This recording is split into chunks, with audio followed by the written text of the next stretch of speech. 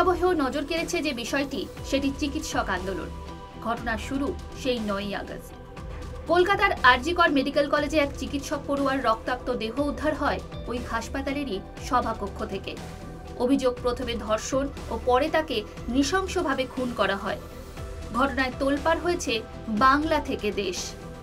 ঘটনায় দোষীদের শাস্তির দাবিতে পথে নামেন আপামর সাধারণ মানুষ। প্রতিবাদের ঝড় ওঠে বিশ্বের নানান জায়গায়।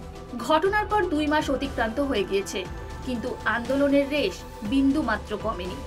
শাস্তির দাবিতে এখনো পথে জুনিয়র চিকিৎসকেরা। সরকারের নানান বাধা, রাজ্য পুলিশের অত্যাচারকে উপেক্ষা করে দাঁতে দাঁত কামড়ে পড়ে রয়েছেন রাস্তায়।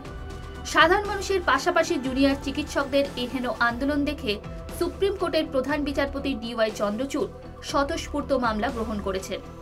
বর্তমানে এই মামলা সুপ্রিম কোর্টের প্রধান বিচারপতির এজলাসেই রয়েছে। তবে এরই মাঝে কিছুটা বিষাদের সুর শোনা যাচ্ছে। আগামী নভেম্বর মাসে অবসর গ্রহণ করতে চলেছেন সুপ্রিম কোর্টের প্রধান বিচারপতি DY চন্দ্রচূড়। সূত্রের খবর, নভেম্বরের দ্বিতীয় সপ্তাহে তিনি অবসর গ্রহণ করবেন। আর বিষয়টি প্রকাশ্যে আসতেই শোরগোল শুরু হয়েছে বিভিন্ন মহলে। বাঙালিদের কাছে বিশেষ চিন্তার বিষয় হল, আর.জি. কর মামলা রয়েছে প্রধান বিচারপতিরই হাতে।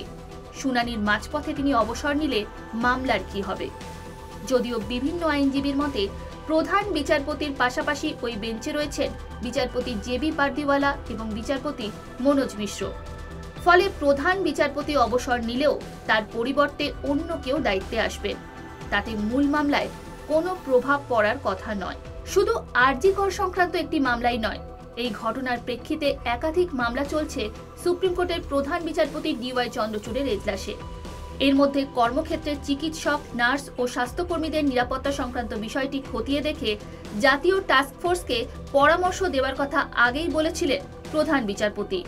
আর তাই অবসরের আগে তিনি এই সংক্রান্ত বিষয়ে চূড়ান্ত কোনো পদক্ষেপ নেন কিনা তা নিয়ে কৌতূহল রয়েছে সব মহলে। আর.জি. করের মামলাগুলি ছাড়াও শীর্ষ আদালতের প্রধান বিচারপতির এজলাসে আরও বেশ কয়েকটি গুরুত্বপূর্ণ মামলাও রয়েছে। এগুলির মধ্যে উল্লেখযোগ্য, শিল্পে মদ নিয়ন্ত্রণ করার অধিকার নিয়ে কেন্দ্র ও রাজ্যগুলির ক্ষমতার বিভাজন সংক্রান্ত একটি মামলা। এই মামলার রায়ের উপরই নির্ভর করবে মদের কর বাবদ কেন্দ্র এবং রাজ্যগুলি কে কত রাজস্ব আদায় করতে পারবে সেই বিষয়টি। এছাড়াও NRC নিয়ে অসমের একটি মামলা, আলিগড় মুসলিম বিশ্ববিদ্যালয়ের সংখ্যালঘু মর্যাদা সংক্রান্ত আরও বেশ কয়েকটি গুরুত্বপূর্ণ মামলা রয়েছে প্রধান বিচারপতিরই এজলাসে। সেই সব মামলাগুলির বিচার পরবর্তী প্রধান বিচারপতির এজলাসে হবে না অন্য কোনো বিচারপতির বেঞ্চ গঠন করে হবে, এখন সেটাই দেখার। Bureau report, Ritam Bangla.